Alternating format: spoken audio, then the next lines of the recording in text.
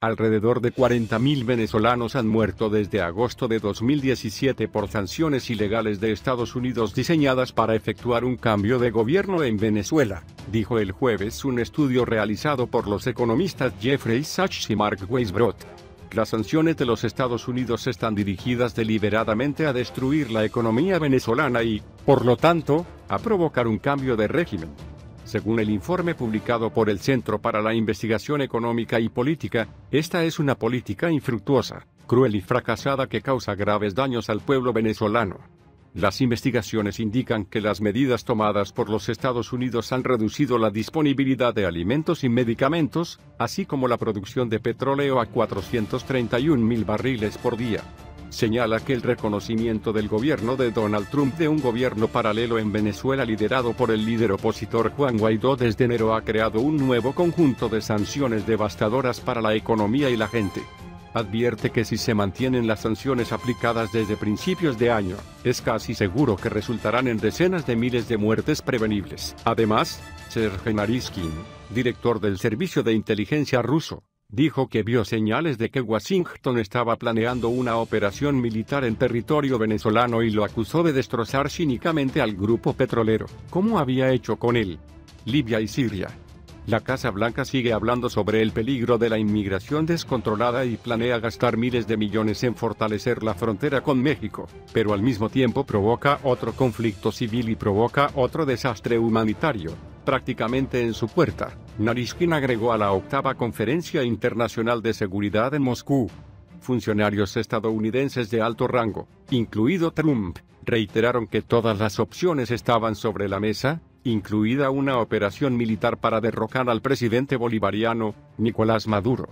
Pascualino Angiolillo, jefe del Consejo de Defensa Nacional de Venezuela, quien asistió a la conferencia, le dijo a la agencia de noticias Sputnik que las fuerzas bolivarianas estaban listas para defenderse contra cualquier intervención extranjera. Unas horas después, el ministro de Relaciones Exteriores de Venezuela, Jorge Arreaza, dijo a la sede de las Naciones Unidas en Nueva York que una delegación de su gobierno en Moscú había reforzado, junto con las autoridades rusas, la cooperación militar entre ambos países para la defensa del país sudamericano.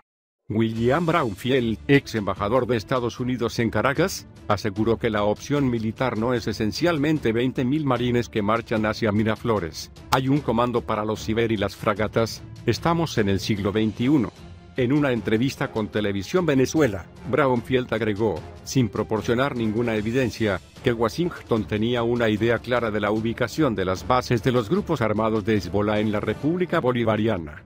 En ese contexto, el enviado estadounidense a la nación sudamericana, Elliot Abrams, dijo que la embajada venezolana en Washington todavía estaba ocupada por activistas de Code Pink Código Rosa y había advertido que estaba lista a expulsarlos si lo tenía Juan Guaidó, quien fue proclamado presidente a cargo. Maduro cerró la embajada después de que Trump reconociera a Guaidó como presidente interino.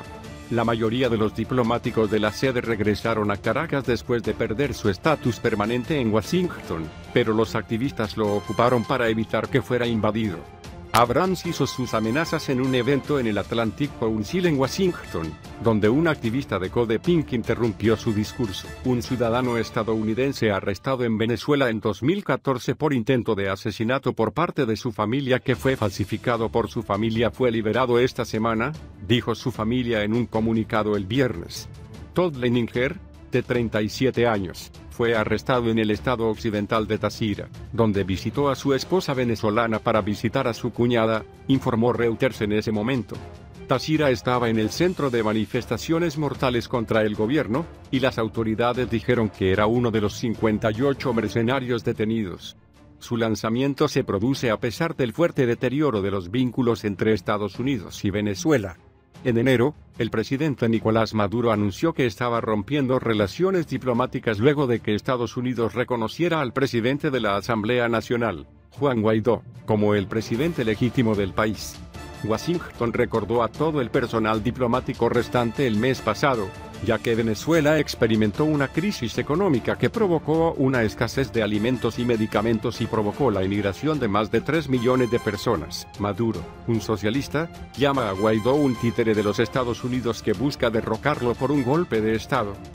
En su declaración, la familia de Leininger dijo que fue trasladado de una prisión a otra en Venezuela y que los funcionarios de la prisión se negaron a cumplir con sus órdenes de liberación antes de ser liberado el jueves y trasladado a Miami.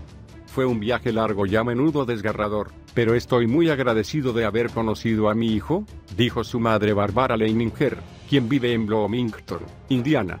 Ni el Ministerio de Información de Venezuela ni la Fiscalía General respondieron a las solicitudes de comentarios.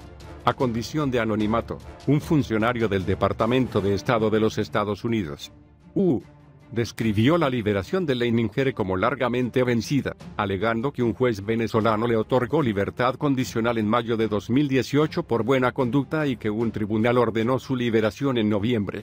Desde entonces, lo instamos a que regrese a Estados Unidos, dijo el funcionario, y agregó que el gobierno de los Estados Unidos aún estaba preocupado por los 6 funcionarios de la refinería estadounidense Citgo, una subsidiaria de la petrolera venezolana PDVSA, que fueron encarcelados en Venezuela desde 2017.